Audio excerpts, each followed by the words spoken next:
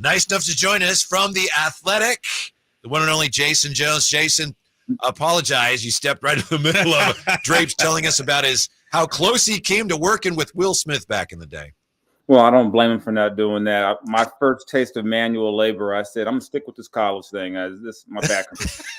Hey, Jason, you remember back in the day when you were in college, like some of your friends maybe might have worked at UPS or something like that back in the day? Mm-hmm. I tried that too for a day, and I was like, no, you got to lift the boxes and everything. Dude, that's why we stayed in school right there, so we didn't have to lift boxes or bag ice or anything like that. Yeah, somebody I knew was doing some roofing, and they were like, "You want to make a little extra money?" I'm like, "Sure." A day in the sun on the roof. I said, "Yeah, this really isn't for me. My little summer job is going to be just fine. You guys can keep this." They're like, yourselves out. I was like, "I don't care. I can't. No. I don't like height this much. No, I can't do it." Right. Hey, we were just talking about Mike Brown, and there's been a lot of speculation about what's going on. As far as you know, do you expect the Kings to get the Mike Brown deal done sooner rather than later? You would think you would going to get something done sooner rather than later. It doesn't make sense for me to drag this out or make it a distraction. Or the longer it goes, the more the speculation keeps going. That maybe something is wrong. Maybe someone isn't happy. What's going on here? I think what I would hope is that if you're the Kings or the Kings fan, you don't take the previous season and then say that meant this season was an absolute failure because you didn't make the playoffs. I mean, I went going into the season saying they could be going from 3 to 10. The West is just that compact, and I don't think that they fell off so much as more so the other teams were healthier and they had a few bad losses, but the difference between 4 and 10 was about 6 games. Mm-hmm. Yeah. So I mean, I don't think this should be an indictment on Mike Brown at all. I mean, it wasn't like in the offseason the Kings went out and made these drastic overhauls to the roster, brought in all these new guys and said, "Okay, Mike, your roster is 25% better. Now go win 55 games." So I think if you take everything into consideration, I don't think how anyone could really be mad at Mike Brown after last season. Yeah, Jason, I remember when we had you on earlier during the season, you talked about how each season is its own individual season. Not a whole lot of carryover. We were talking about, well, they won 48 games. Maybe they should win 50, 51. And you cautioned us against that. Now that they've won 46 games, now that we've seen what Dallas and OKC and Minnesota look like, give me some optimism for Kings fans next season, or do they got to go out there and make some wholesale changes to compete in the West? I don't know I think it's a mix of both. I don't know if you need wholesale changes. If I'm looking at the way they're constructed, I don't know who the player would be, but if they could get one of those like rangy type 4 men to go next to Sabonis, a guy who can be a shot blocker, a guy who can, still space the floor, a guy like that. I mean, you can add a piece and what Minnesota is showing you can never have enough 3-and-D guys. The more guys in that 6'6", 6'8" you can throw out there, I think if they can do some things like that, I think the other thing is you'll expect some improvement from Keegan. Year 3, it's kind of, I don't want to say it's the show improve year for Keegan, but you want to see him be solidified as that's our, we have a big 3, not a big 2 and a, kind of 2.2, 2.5. You want to be able to say, okay, Keegan, we can pencil you in for 21, 22 points, X amount of rebounds, whatever, and every night. I think if you get a combination of internal improvement and get a couple, I really think they would benefit from getting, another 4-man defensive type guy to go next to Sabonis, because right now you're basically playing 2 small forwards with him. Yep. And some of their losses they had, some of their worst matchups, you had, you look at the Pelicans, they were able to beat them up because they had more of those guys. Mm-hmm. Yeah. And it's going to be hard to win in the West if you've got 2 small forwards and a center who's not 7'1", 7'2". Jason Jones with us, of course, from The Athletic. I want to ask you about Keegan, and just to clarify on what you just said, in your view, do you think Keegan, for the most part here, is a little behind schedule, ahead of schedule, or pretty much where we reasonably could expect him to be?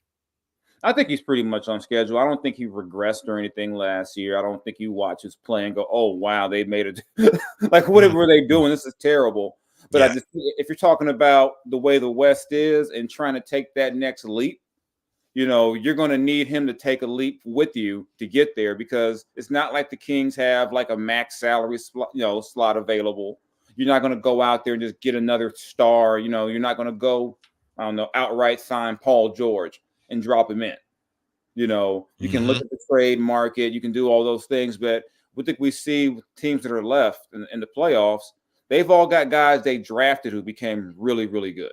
Yeah. I think Indiana's the exception, maybe, but outside of Miles Turner, but they traded for Tyrese as a young player. So right. So you had him on a rookie deal. So if you're going to get to that next level, it just can't be, especially with the way the salary cap is now. You just can't load up and you don't. Do you want to be Phoenix where you've got 150 and 3 guys? Right. You don't want to be in that situation. So Bonus helped you last year with the way he structured his extension. So you got to be smart and make some smart moves to upgrade. And then maybe, if you can't retain Malik, that's going to create another situation for you. But and that's where you'll also need, like I said, a Keegan to get better. And you kind of just, and find some gems in the draft. All these teams that are playing, they've made some moves. Not all those, Derek White was not a blockbuster move. TJ McConnell was not a blockbuster move. You look at what Minnesota has, they have 2 number 1 overall picks, but when they got some of those guys in that big trade where they got, Nikhil out, getting McDaniels, guys like that, those weren't, blockbuster deals. Derrick Jones Jr., Gafford. So it's a combination of what you've got, those young guys you get becoming really good, and just finding those right guys to plug in. You know what? You're echoing something that LeBron and JJ Redick talked about recently. It's no longer, get a big 3. It's making sure your role players play at a high level and are stars in their role. I felt like that was one of the issues the Kings had this past season, Jason. You look at some of their role players, my boy Chris Duarte, Sasha Vezenkov, even a guy like Kevin Huerter, Harrison Barnes, they didn't have the kind of seasons that we expected out of them. How much can we say that was an issue for the Kings last season, and how do they address that this year?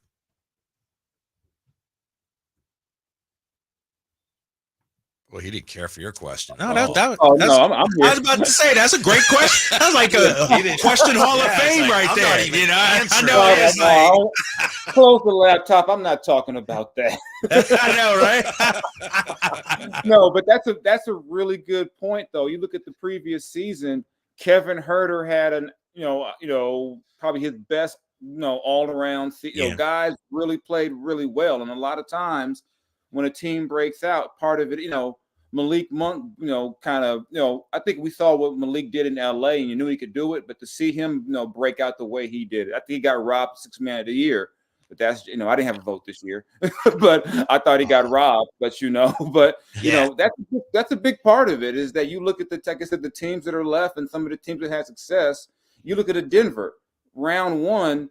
Michael Porter Jr., Aaron, those guys were stars. The next round, you couldn't find them most of the time, and they lose. Right. And the Kings really, that was a big part. I think outside of Sabonis, Fox, and Monk, most nights you didn't know what you were getting from everybody else.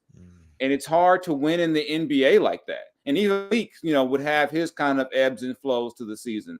But for the most part, you knew what you were getting from Malik. But, there were too many games where, you might get a 20-point game from Harrison, then, he might play 12 minutes the next game. There was just so much inconsistency around those guys that you're now asking De'Aaron and Sabonis to be supermen every night. And you're asking them to get, and a double streak is cool, but when your team is that inconsistent around, say, a Sabonis, he can't get 18 and 10. You need 30 and 20. Yeah. And you can't expect that every night from anyone. Jason, we appreciate your time as always. Have a great weekend, and listen, hope to talk to you again soon. If you need any ice this weekend, we know who's got the connection for you. Right? Oh yeah, I'll drive up 80 and get some. I'll drive up to 80. I got some friends. I'll go to Park and Sack, and I'll get all that ice. I'll only charge you double. Real quick, Jason. Real quick, because Jason's a Lakers fan. He's a Lakers fan. I didn't want to bring that up. Don't tell me, y'all really going to hire JJ Redick? Is that what y'all really going to do, big fella? It appears, and I've had to just kind of say, you know what? I don't know what to say. I mean, it's got to be the worst optics. Like, I mean, just when you think it couldn't get any weirder, a guy starts a podcast with one of your players, and then a month later, he could be trendsetters. Those Lakers are trendsetters. I have no words for the situation. I'm going to focus on baseball season. There we go. There we go. I hope that works out for me. Thank you, Jason. Good stuff, man. Thanks, Jason. Catch you next time. All right, Have bro. a great weekend.